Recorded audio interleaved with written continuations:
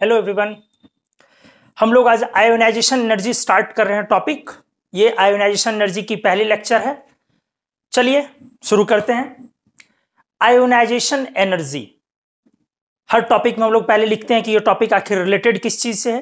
तो ionisation energy related है electron के रिमूवल से और रिमूवल करके इलेक्ट्रॉन का एटम से एटम को आयोनाइज करना। आप एटम को दो तरीके से आयोनाइज कर सकते हैं, एटम या मॉलिक्यूल को, एक लॉस ऑफ इलेक्ट्रॉन से, एक गेन ऑफ इलेक्ट्रॉन से। बट आयोनाइजेशन एनर्जी जो है वो रिलेटेड है किससे? लॉस ऑफ इलेक्ट्रॉन से। आइए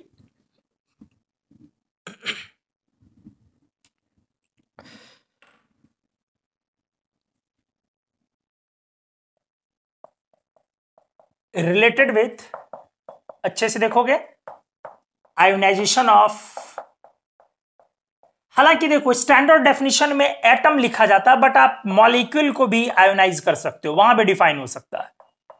आयोनाइजेशन दो तरीके से हो सकता है, एक इलेक्ट्रॉन गेन करके, एक इलेक्ट्रॉन लूज करके। बट ये जो है बाय रिमूवल ऑफ इलेक्ट्रॉन है, मतलब इलेक्ट्रॉन लूज करके। आयोनाइजेशन एनर्जी में आप यहां एस की जगह जेड भी लिख सकते हैं। देखो, तो related with ionization of atom और molecule by removal of electron. जैसे मान लो अगर आपका ऑक्सीजन एटम है, गैसियस एटम लेना है क्योंकि इज फुल रिमूवल, आगे डिस्कस करेंगे। तो ऑक्सीजन एटम, आपने एक इलेक्ट्रॉन निकाला तो जाहिर सी बात है ओ पर प्लस होगा। तो पहला पॉइंट यहां से डिस्कस करोगे कि इलेक्ट्रॉन निकलेगा कहां से, वो ऑर्बिटल आपको डिस्कस करना है। इलेक्ट्रॉन रिमूवल फ्रॉम कहां से? तो 2p, ये क्या है कॉन्फ़िगरेशन? 2s2 2p4। आप बाहर वाले ऑर्बिट और सब ऑर्बिट या ऑर्बिटल से निकालते हो, और ऑर्बिटल में जो लास्ट कपलिंग है वहां से खाली करते हो। तो ये वाली फ्रॉम 2p ब्रैकेट में पेयर्ड ऑर्बिटल, आप समझ रहे होंगे। तो अब आपका होगा ये 2s2 2p3। यहां वाला नहीं निकालोगे, समझ पा रहे हो अच्छे से? ये वाला निकालोगे जो पेयर किया हुआ है 2p3। अब आपका ये हो जाएगा। तो यहीं पर इलेक्ट्रॉन तो बेटा खुद ब खुद निकलेगा नहीं, क्योंकि इलेक्ट्रॉन जो होगा, जो इलेक्ट्रॉन मान लो आप ये निकालना चाह रहे हो, तो ये न्यूक्लियर चार्ज के इफेक्ट से बंधा होगा। जो इस पर फोर्स काम कर रहा है वो जेड इफेक्टिव फोर्स काम कर रहा है, आपको हमने पढ़ाया है। इसीलिए आपको इस प्रोसेस में एनर्जी देनी होगी, एनर्जी रिक्वायर्ड, क्योंकि इलेक्ट्रॉन बंधा हुआ है न्यूक्लियर चार्ज से। तो इसको फ्री करवाने के लिए, एक इलेक्ट्रॉन निकालने के लिए आपको एनर्जी देनी पड़ेगी। That is work done positive हो जाएगा, यहां कार्य करना पड़ेगा, वर्क डन पॉजिटिव होगा। जो एनर्जी डेल्टा एच पॉजिटिव बोली जाएगी, क्योंकि इंडोथर्मिक बोलते हैं इसको, क्योंकि एनर्जी आपने दी है, इंडोथर्मिक बोलते हो इसको। यदि आप एनर्जी देते हो, जिस प्रोसेस में एनर्जी पुट करते हो, उस प्रोसेस का आप डेल्टा एच पॉजिटिव लिखते हो, ठीक है। और वो इंडोथर्मिक प्रोसेस कहलाता है। तो ये इंडोथर्मिक प्रोसेस है, इसमें एनर्जी देनी होगी तब इलेक्ट्रॉन निकलेगा। जो एनर्जी रिक्वायर्ड है, आप इसी को आयोनाइजेशन एनर्जी बोलोगे। यही आपका आयोनाइजेशन एनर्जी हुआ।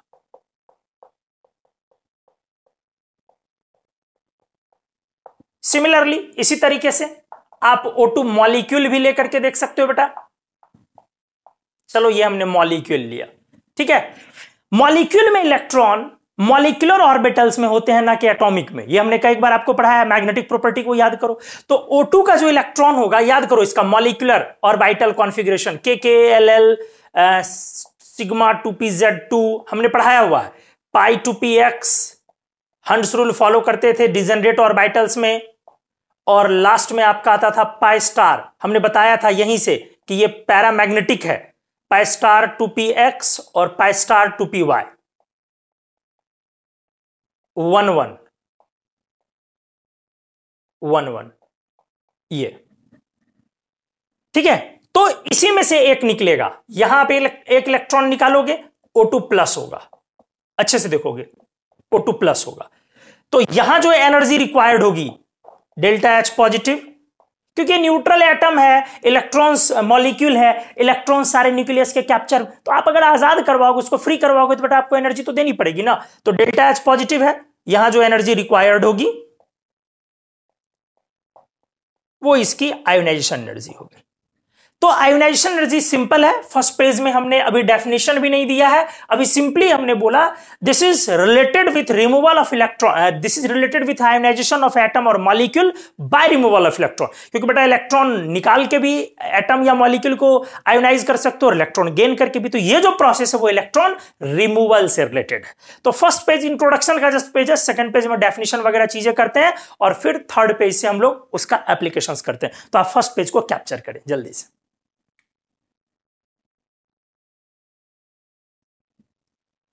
तो आइए अब सेकंड पेज में हम लोग डेफिनेशन को प्रोसीड करते हैं। आयोनाइजेशन एनर्जी के डेफिनेशन को सेकंड पेज में हम लोग प्रोसीड करते हैं। कोई एटम एलिमेंट एक्स है अगर, ठीक है, ये बेटा क्या है आपका आइसोलेटेड गैसियस एटम। ध्यान से देखोगे क्योंकि इलेक्ट्रॉन निकालना है आपको और आसानी से निकाल लिए, तो आसानी से इलेक्ट्रॉन मॉलिक्यूल से तो नहीं निकलेगा। जब भी आसानी से इलेक्ट्रॉन निकालोगे तो एटम से निकालना होगा। क्यों? क्योंकि मॉलिक्यूल में एक से ज्यादा न्यूक्लियस होते हैं, तो वो एक से ज्यादा न्यूक्लियस के कैप्चर में होता है इलेक्ट्रॉन। तो आप आसानी से, आयोनाइजेशन एनर्जी सिंपली है कि कितनी आसानी से आप इलेक्ट्रॉन निकाल सकते हैं। इसीलिए आपका एटम मॉलिक्यूल में नहीं होना चाहिए, वो अकेला होना चाहिए, आइसोलेटेड होना चाहिए। और ना ही लिक्विड फेज होना चाहिए, ना ही सॉलिड फेज होना चाहिए, गैस फेज होना चाहिए। क्योंकि गैस फेज में इंटर एटॉमिक फोर्सेस मिनिमम होते हैं, आपको पता होगा। इसीलिए हमने तीन चीजें लिखी है, एक आइसोलेटेड, दूसरा आपको आसानी से करना बस उसी के लिए। तो पहला आइसोलेटेड गैसियस एटम, मतलब मॉलिक्यूल नहीं एटम, एटम क्योंकि मॉलिक्यूल में इलेक्ट्रॉन एक से ज्यादा न्यूक्लियस के कैप्चर में होते हैं। और आइसोलेटेड मतलब अकेला हो गया। और गैसियस क्यों? क्योंकि सॉलिड या लिक्विड फेज में इंटर एटॉमिक फोर्सेस ज्यादा होते हैं और गैस में ये फोर्स मिनिमम होता है। अब आप इससे इलेक्ट्रॉन निकालोगे तो आसानी से निकालने के लिए इलेक्ट्रॉन कहां से निकालोगे बेटा? आउटर मोस्ट ऑर्बिट से। Electron removal from outer most orbit, bracket में आप सब ऑर्बिट भी लिख सकते हो, ऑर्बिट में भी बाहर वाले सब ऑर्बिट से। तो इस प्रोसेस में जो आपका डेल्टा एच पॉजिटिव है, यही क्या कहलाएगा? Ionization energy. और ये क्या बन गया? X plus gas. तो सो इट इज द, देखते जाओगे, अमाउंट ऑफ एनर्जी रिक्वायर्ड, ठीक है, energy required to remove an electron, एक इलेक्ट्रॉन निकालने के लिए। कहां से? From outer most orbit. देख कितना सिंपल डेफिनेशन हो गया, outer most orbit of an isolated, अकेला गैसियस एटम। ऐसा मैंने नहीं बोला कि आप मॉलिक्यूल से नहीं निकाल सकते हो, but ionization energy is full removal है, मोस्ट इज फुल रिमूवल। सबसे आसानी से कब निकलेगा, उसी को आयोनाइजेशन एनर्जी हम लोग, लगने वाले एनर्जी को बोलते हैं। तो उसके लिए ये सब शर्तें लगानी जरूरी है, क्योंकि मॉलिक्यूल से निकालोगे तो यूजुअली एनर्जी ज्यादा लगेगी, करके भी हम दिखाएंगे आपको। तो ये हमने इसको ये डिफाइन किया कि ये आयोनाइजेशन एनर्जी क्या हुआ, ठीक है। अब डेफिनेशन तो चीजें सिंपल है। अब इसके बाद पहले हम लोग करते हैं लगातार इलेक्ट्रॉन निकालने की कोशिश, ठीक है। आ जाओ, आयोनाइजेशन एनर्जी में facts and applications. Ionization energy में फैक्ट्स एंड एप्लीकेशंस। पहला, successive removal, successive removal of electrons. लगातार इलेक्ट्रॉन को क्रमशः निकालते चले जाना है। मतलब आपका एक्स गैस था, आपने बेटा पहला इलेक्ट्रॉन निकाला तो आपका एक्स प्लस गैस हो गया। ठीक से देखो, फिर आप निकाल लो, एक और निकालो तो आपका एक्स पर 2 प्लस गैस हो गया। फिर आप एक निकालो, लगातार निकालने का काम। सर कितना निकाल सकते हैं बेटा? प्रैक्टिकली तो आप सारे इलेक्ट्रॉन्स निकालते चले जाओ, कोई फर्क नहीं पड़ता है। लेकिन हां, अब किसी एटम के पास अगर बहुत सारे इलेक्ट्रॉन्स हैं, ठीक है, सोडियम मैग्नीशियम ये सबसे सारे के सारे निकाल लोगे, सल्फर क्लोरीन 17 18 20 इलेक्ट्रॉन सब निकाल। बट अगर किसी के पास बहुत इलेक्ट्रॉन्स है, टंगस्टन 74 इलेक्ट्रॉन्स है, उतने इलेक्ट्रॉन्स निकालने के बाद क्या होगा जरा धीरे धीरे समझिए आप चीजों को। तो x पर 4+, ये ऐसे प्रोसेस जाएगा। प्रैक्टिकली सोचो, x का जो साइज रहा होगा, x प्लस का साइज उससे छोटा हुआ होगा, x डबल प्लस का साइज और छोटा हुआ होगा, x ट्रिपल प्लस का साइज और छोटा हुआ होगा। ध्यान से, तो x पर जितना न्यूक्लियर चार्ज का प्रभाव होगा इसके आउटर मोस्ट ऑर्बिट पर, x प्लस में z इफेक्टिव बोलते हैं आप, ये इफेक्ट बढ़ गया होगा। साइज छोटा होने से, इलेक्ट्रॉन के कम होने से, प्रोटॉन उतना ही है, और इलेक्ट्रॉन अगर कम हो रहा है तो जाहिर सी बात है न्यूक्लियर चार्ज का प्रभाव बेटा बढ़ते चले जाएगा। मतलब आपका साइज भी घट रहा है और इफेक्ट ऑफ न्यूक्लियर चार्ज बढ़ रहा है। इफेक्ट ऑफ न्यूक्लियर चार्ज ये इंक्रीज कर रहा है, या इसको बेटा ऐसे बोल लो, Z इफेक्टिव इंक्रीजेज नहीं, तो आपका इससे लगने वाली एनर्जी धीरे धीरे बढ़ती जाएगी। तो आप बोलेंगे so successive IE's values are always higher. धीरे धीरे जो आयोनाइजेशन एनर्जी लगेगी वो हमेशा क्या होगी, हायर। मतलब पहले से अगले वाले में ज्यादा एनर्जी लगेगी। चलो मैं एक्सप्लेन कर रहा हूं और थोड़ा सा इसको इलैबोरेट कर रहा हूं, बने रहे अच्छे से। आप देखें, आपने न्यूट्रल एटम से पहला इलेक्ट्रॉन निकाला तो इसका जो डेल्टा H होगा वो प्लस IE1 कहलाया, फर्स्ट आयोनाइजेशन एनर्जी। समझ में आया मैंने क्या बोला? मैंने बोला कि आपने जो न्यूट्रल एटम से पहला इलेक्ट्रॉन निकाला तो यहां जो लगने वाली एनर्जी है आपने इसको बोला first ionization energy. Neutral atom से काउंट होता है सारा, क्या बोलोगे इसको बेटा? First ionization energy of X। X नहीं भी बोलोगे तो समझा जाएगा X का ही first ionization energy, neutral atom का ही। फिर आपने एक निकाला तो यह सेकेंड आयोनाइजेशन एनर्जी कहलाएगा। सवाल है सेकंड किसका कहलाएगा? सेकंड X का कहलाएगा या सेकंड X प्लस का? तो भाई साहब ये X का सेकंड होगा, X प्लस का तो पहला निकाल रहे हो।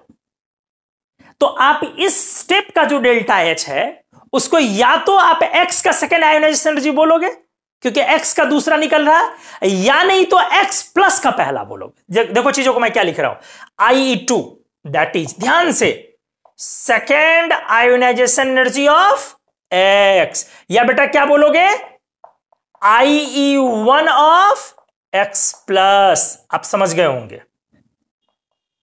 तो उसी तरह ये हुआ आपका third ionization energy, but third किसका रे? X का या X2 प्लस का? तो सर X का। इसको बोलोगे बेटा fourth ionization energy, but fourth किसका रे? X का या X3 प्लस का? तो X का फोर्थ। अगर मैं बोलूं कि ये X3 प्लस का कौन? तो सर फर्स्ट। ध्यान से, अगर मैं बोलूं ये सेकंड किसका?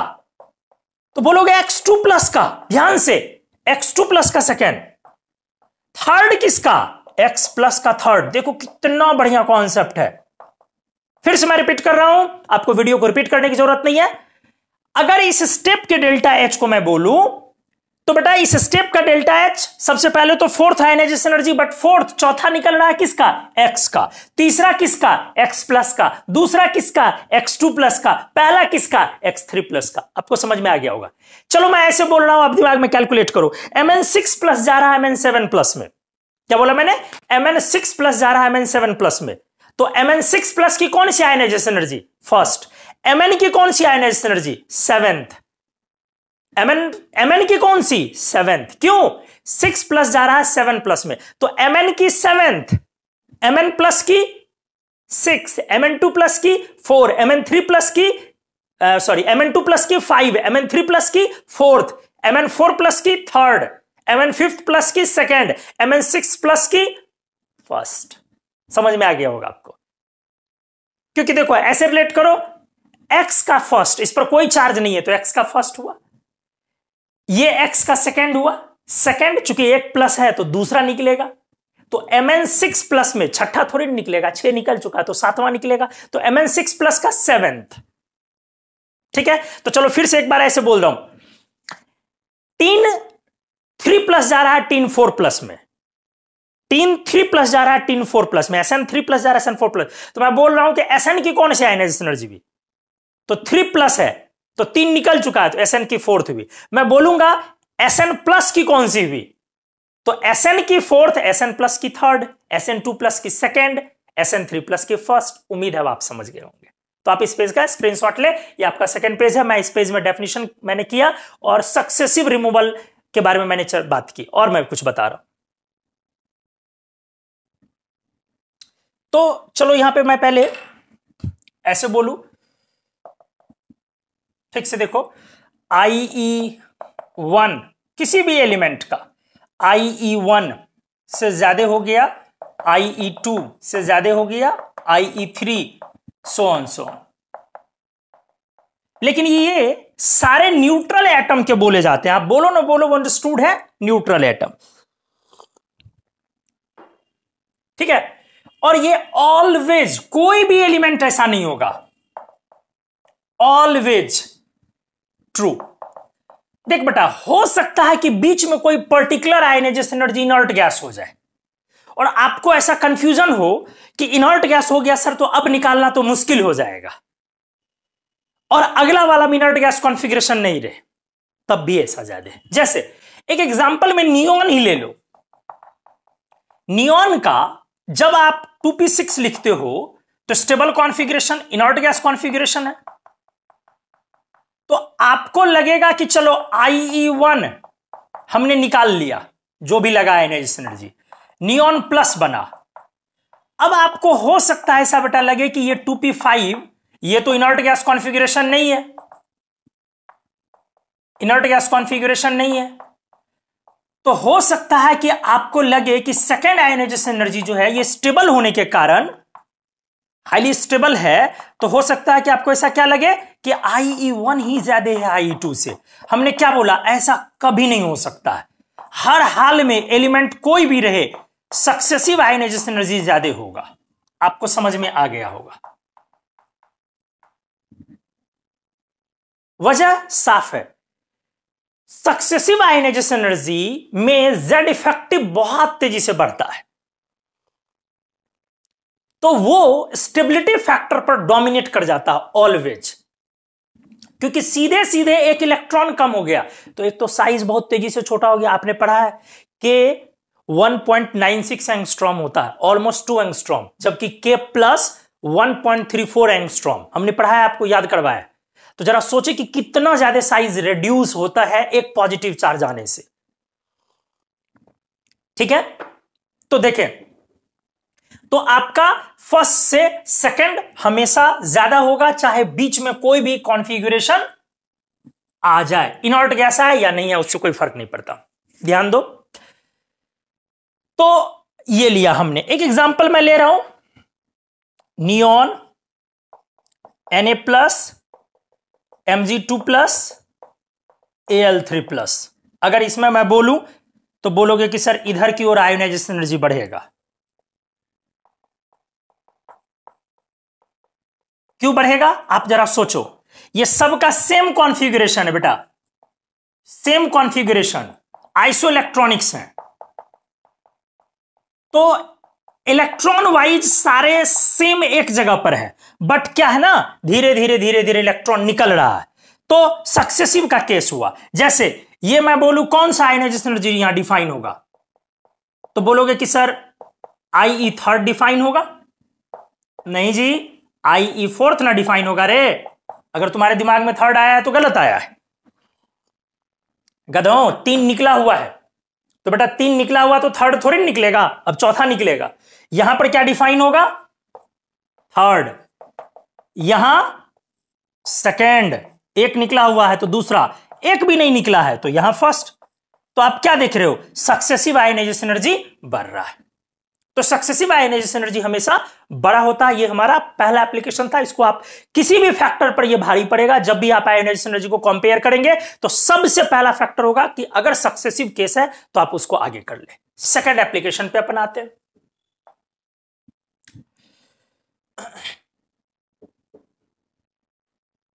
एक क्वेश्चन देखो, एक क्वेश्चन मैं ऐसे कर रहा हूं।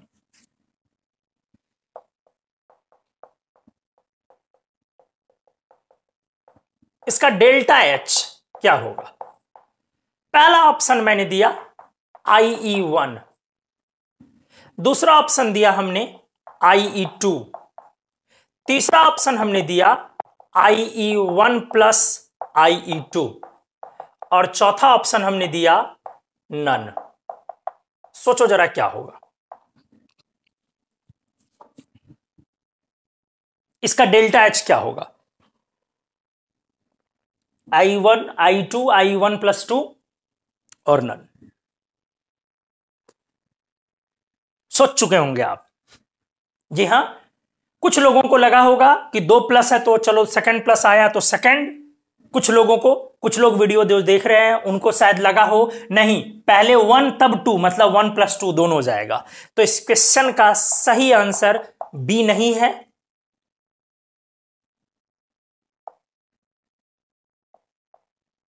सी। अगर आप बोलते हैं तो आप सी हैं, सी भी नहीं आंसर। इस क्वेश्चन का सही आंसर डी। देख बेटा वहां सॉलिड लिखा हुआ, ध्यान दे। तो आप I1 प्लस 2 कब होता? जब वो गैस होता। वह सॉलिड लिखा हुआ है। तो क्या हो जाएगा इसका सही में डेल्टा एच? पहले सॉलिड को गैस में ले जाओगे तो लगने वाला आपका इंथैल्पी ऑफ सब्लिमेशन, फिर फर्स्ट आयनाइजेशन एनर्जी, फिर सेकंड। उम्मीद है अब समझ में आ गया होगा। तो एप्लीकेशन ही काम देगा, जम के किया कीजिए एप्लीकेशन को। ठीक है, चलो फिर मैं एक एप्लीकेशन पे तौर पे ऐसे लिखता हूं। ठीक से देखो, Mn3 plus gets converted to Mn4 plus. Gas दे दिया हमने बोला इसका डेल्टा एच क्या होगा? पहला ऑप्शन हमने दिया second ionization energy of Mn plus, दूसरा ऑप्शन हमने दिया third ionization energy of Mn plus, हमने दिया fourth ionization energy of Mn, हमने दिया second ionization energy of Mn2 plus. आराम से प्रोडक्ट को देखो, तुरंत बन जाएगा। 4 पर आना है तो फर्स्ट के लिए फोर्थ, मतलब न्यूट्रल के लिए, न्यूट्रल एटम के लिए फोर्थ, 1 प्लस के लिए थर्ड, गैप 2 प्लस के लिए सेकेंड, 3 प्लस के लिए फर्स्ट। समझ में आ गया होगा। तो अगर मैं बोलूं 1 प्लस तो 4, यहां 1 है तो कितना हो गया रे? थर्ड। गलत है ये। अगर मैं बोलूं 1 प्लस थर्ड, सही है ये। अगर मैं बोलूं न्यूट्रल, 0 है, कोई चार्ज नहीं है, तो न्यूट्रल के लिए फोर्थ, सही है। ये देखो 2 प्लस, 4 प्लस लाने अपने को तो सेकेंड। अब उम्मीद है आपकी ये चीजें क्लियर हो गई होंगी। तो पहला एप्लीकेशन हमने किया है सक्सेसिव आयोनाइजेशन एनर्जी का केस, उसको हमने डिस्कस किया। और उसके बाद सक्सेसिव आयोनाइजेशन एनर्जी का केस हम लोगों ने डिस्कस किया। अब आप अगले एप्लीकेशन में डिस्कस करेंगे atoms, atomic state versus molecular state के आयोनाइजेशन एनर्जी पर। आप स्क्रीनशॉट लें।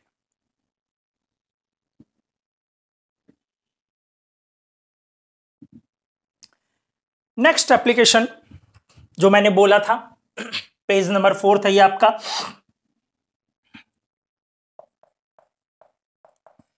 आयोनाइजेशन एनर्जी मैं बार बार बोल रहा हूं, आप जेड भी लिख सकते हैं, ज्यादातर जेड ही चलता है। Ionization energy atomic versus molecular state. अगर आपके दिमाग में वो चीजें चल रही होंगी, अच्छे स्टूडेंट्स के लिए एप्लीकेशन मैं कर रहा हूं, तो यूजुअली ध्यान से चीजों को देखोगे, usually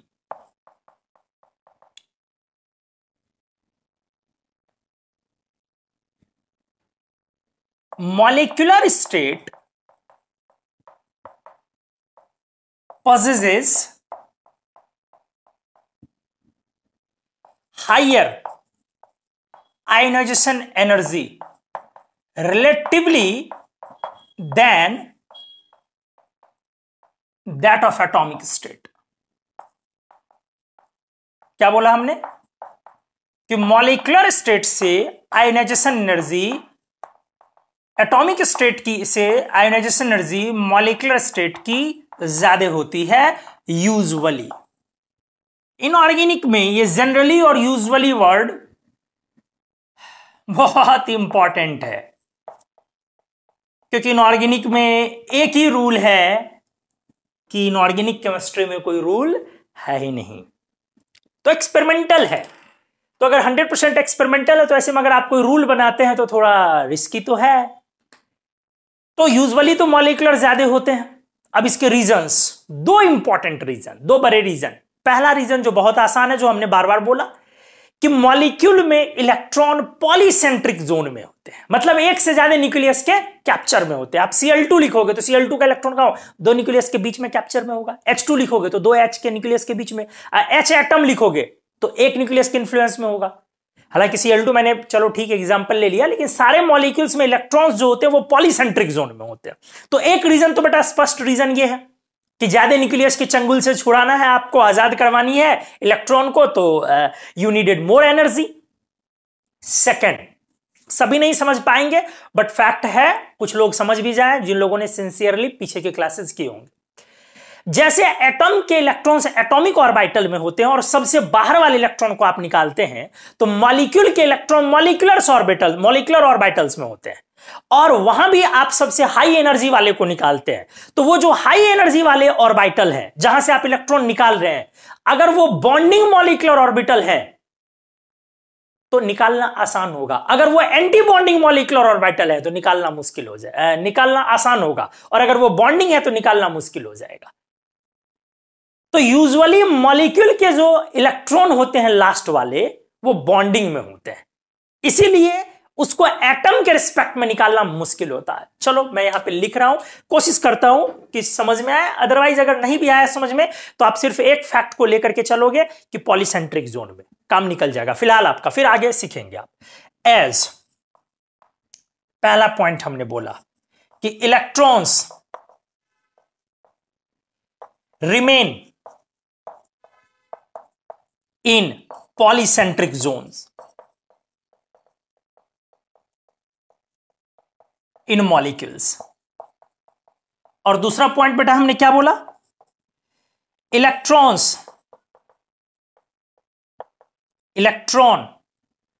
to be removed belong from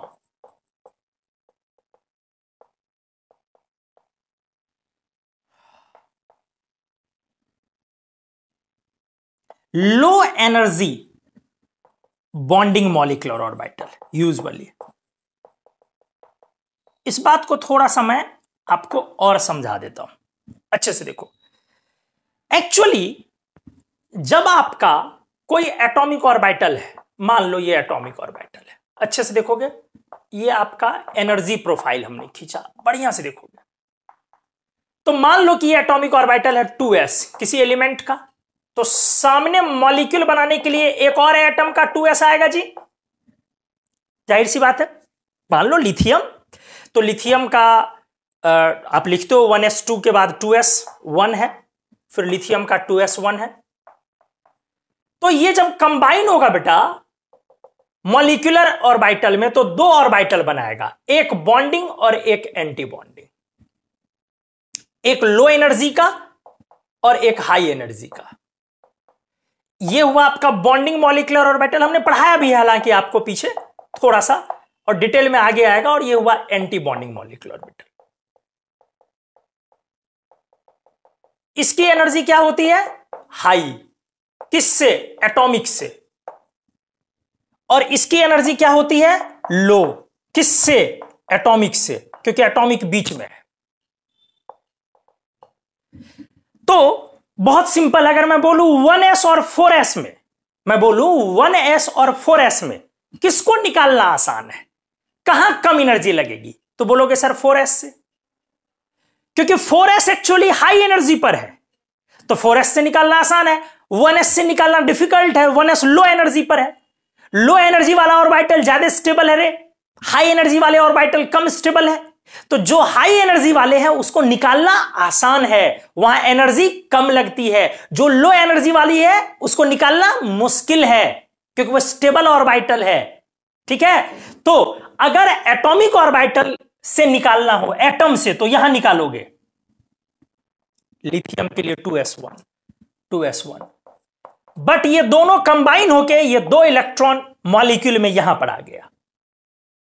तो अगर किसी, यूजुअली हमने बोला कि किसी भी मॉलिक्यूल का जो इलेक्ट्रॉन निकलता है वो लास्ट इलेक्ट्रॉन बॉन्डिंग में ही होता, यही हमने लिखा, electrons to be removed belong from low energy bonding molecule. बेटा यूजुअली, रेयर ही कभी होता है कि मॉलिक्यूल का कोई इलेक्ट्रॉन निकालते हो वो बॉन्डिंग से ना होकर के एंटी बॉन्डिंग होता है। तो अगर किसी का एंटी बॉन्डिंग का लास्ट इलेक्ट्रॉन हो गया जिसको आप निकाल रहे हो कॉन्फ़िगरेशन के हिसाब से, तो उसका हाई एनर्जी है, तो लो आयनाइजेशन एनर्जी दोस्त। लेकिन अगर यूजुअली जो हमने बोला कि किसी मॉलिक्यूल की बात होती है उसका बॉन्डिंग मॉलिक्यूल ऑर्बिटल है, तो इसका हाई आयनाइजेशन एनर्जी दोस्त। आपको समझ में आ रहा होगा? ठीक है, तो यूजुअली सारे मॉलिक्यूल का जो लास्ट इलेक्ट्रॉन होता है वो बॉन्डिंग ही होता है। जैसे आप देखो, ध्यान से देखो, electron to be removed in molecules. ध्यान से देखो, मान लो अगर आपने H2 लिखा तो मैंने बोला बॉन्डिंग।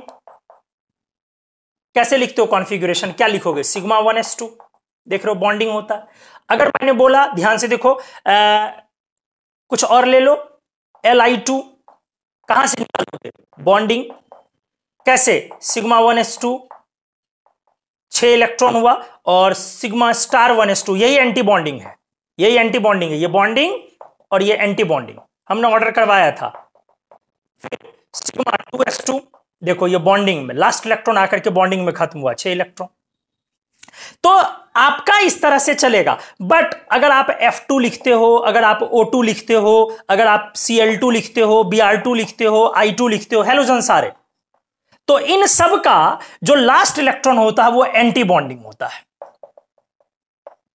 जो लास्ट इलेक्ट्रॉन है वो कहां पे होता है बेटा, एंटी बॉन्डिंग में। इसीलिए इन सब का, हैलोजन्स और O2 की बात कर रहा हूं, यूजुअली आपके सिलेबस की बात करूंगा, इन सब का जो आखिरी इलेक्ट्रॉन होगा उसको निकालना आसान होगा क्योंकि वो एंटी बॉन्डिंग में होगा। तो हमने बोला कि एटॉमिक स्टेट से मॉलिक्यूलर स्टेट की एनर्जी ज्यादा होती है, क्योंकि 2 कारण है। एक, मॉलिक्यूलर स्टेट में जो इलेक्ट्रॉन्स होते हैं वो पॉलीसेंट्रिक जोन में होते हैं, और दूसरा हमने बोला कि मॉलिक्यूलर स्टेट का जो इलेक्ट्रॉन होता है वो यूजुअली कहां पर होता है, उस ऑर्बिटल में होता है जो बॉन्डिंग मॉलिक्यूलर ऑर्बिटल है। रेयरली कभी कभी एंटी बॉन्डिंग में हो, और अगर किसी का एंटी बॉन्डिंग में है लास्ट इलेक्ट्रॉन तो उसको निकालना आसान हो जाएगा। जैसे मॉलिक्यूल्स हैलोजन और O2 का हमने कई बार किया भी है। आप कॉन्फ़िगरेशन करते हो KK, LL, सिग्मा 2pz2, पाई 2px2, पाई 2py2, sigma pi star 2px1, pi star 2py1 करते हो। तो लास्ट में आपने क्या किया, pi star 2px1, pi star 2p1, star वाली एंटी बॉन्डिंग होती है। इसका मतलब O2 की जो लास्ट इलेक्ट्रॉन है वो किस ऑर्बिटल में है, उसमें जिसकी एनर्जी ज्यादा है उसको एंटी बॉन्डिंग बोलते हो, वहां से निकालना आसान हो जाएगा, उसकी आयोनाइजेशन एनर्जी O एटम से कम। तो मैं अगले पेज में इसका एग्जाम्पल लिख रहा हूं, आप जल्दी से इस पेज को कैप्चर करें। तो इस तरीके से अब यहां पे एग्जाम्पल लिखना बनता है अपना। सो आयनाइजेशन एनर्जी हाइड्रोजन से ज्यादा H2 का, चलो गैस क्या लिखो अब समझ में आ ही रहा, H से ज्यादा H2, N से ज्यादा N2, C से ज्यादा C2, Li से ज्यादा Li2। अब आप समझ पा रहे होंगे, इस तरह से आपका चलेगा। बोरॉन से ज्यादा B2, बट हमने क्या बोला, हैलोजन के X का ज्यादा होता है, किससे, हैलोजन के X2 से। क्यों, क्योंकि इसका लास्ट इलेक्ट्रॉन कहां से होता है, electron gets removed from anti bonding से। आपको समझ में आ गया होगा।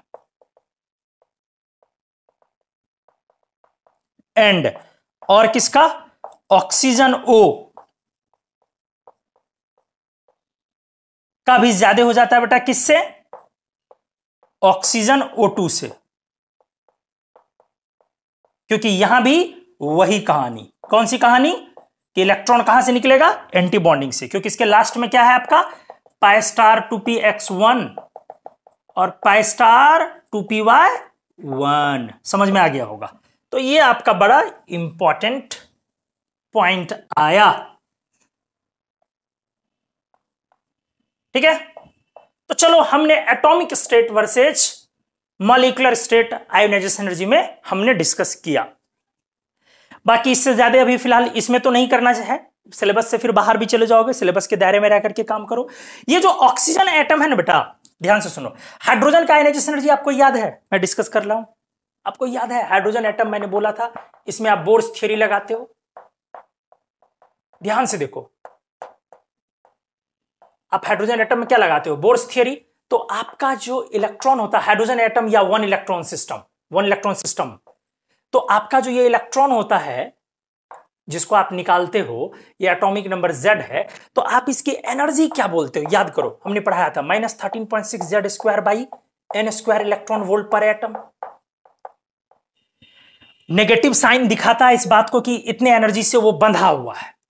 तो अगर आप हाइड्रोजन एटम के लिए ये चीज ले लेंगे, H एटम, हाइड्रोजन एटम, तो बोलो कितनी एनर्जी से बंधा हुआ है, तो Z का मान 1 और ये पहला ऑर्बिट है, ये फर्स्ट ऑर्बिट है, तो 1 1 तो -13.6 इलेक्ट्रॉन वोल्ट से बंधा है, उतनी एनर्जी दोगे तो आजाद हो जाएगा। अगर आप -13.6 से बंधा हुआ है तो 13.6 दोगे तो उसके सरफेस से जस्ट फ्री हो जाएगा। बोलते हैं ना कि आप दुकानदार को क्लोजअप टूथपेस्ट लेते हो, तो क्लोजअप टूथपेस्ट का बेटा अगर कॉस्ट है, मान लो 20 रुपए का वो टूथपेस्ट है, तो आप 20 रुपए देते हो तो जस्ट वो आजाद हो जाता है, मतलब वहां से फ्री हो गया, भले उसके काउंटर पर रखा हुआ, बट अब उसका उस पर हक नहीं है। चीजों को समझो।